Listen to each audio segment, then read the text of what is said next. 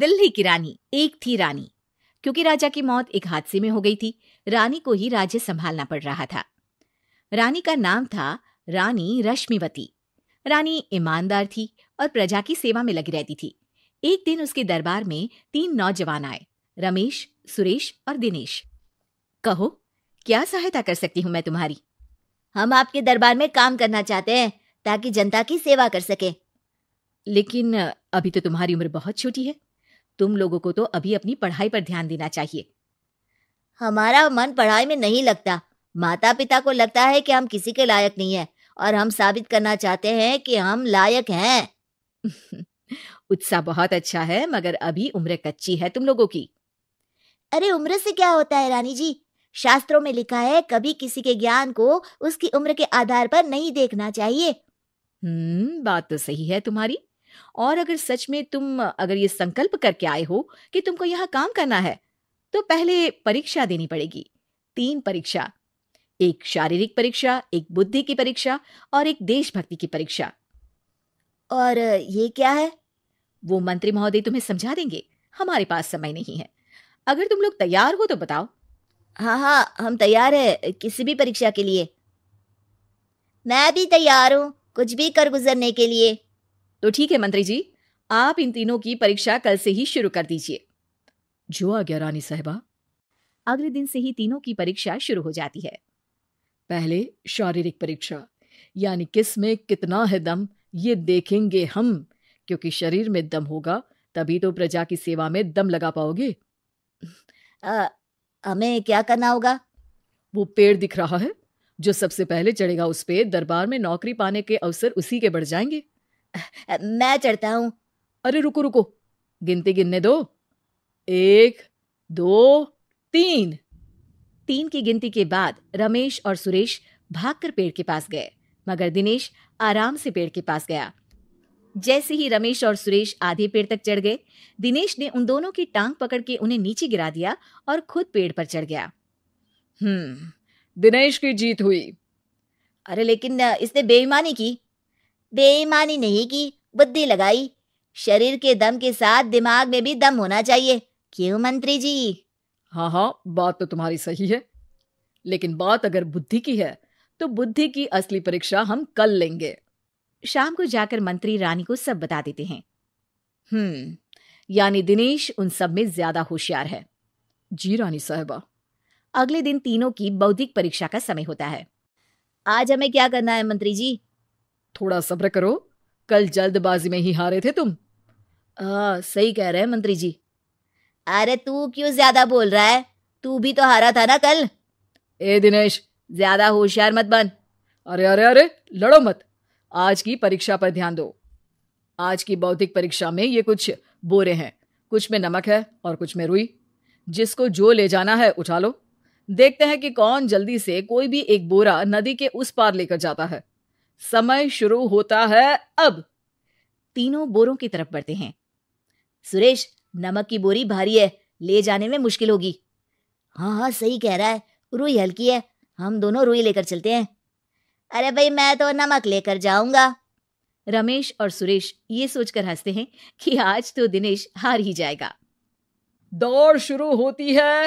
1, 2, 3। तीनों नदी की तरफ भागते हैं। रुई में वजन कम होने के कारण रमेश और सुरेश आगे निकल जाते हैं और दिनेश थोड़ा पीछे। पर जैसे ही वो सब नदी में जाते हैं, दिनेश की बोरी का नमक गलने लगता है और वजन कम हो जाता है, जबकि रमेश और सुरेश की रुई में पानी भर जाता है और बोरी का वजन बढ़ जाता है। अरे ये इतनी भारी क्यों हो गई रमेश? अरे मुझे क्या पता, शायद जादुई बोरी है।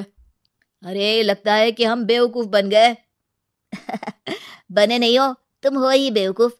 इतना तो पता होना चाहिए कि पानी में नमक गल जाएगा। दिनेश का पूरा नमक गल जाता है और बोरी खाली हो जाती है। वो जल्दी से रेस पूरी कर लेता है। इस परीक्षा के विजेता भी दिनेश ही हैं।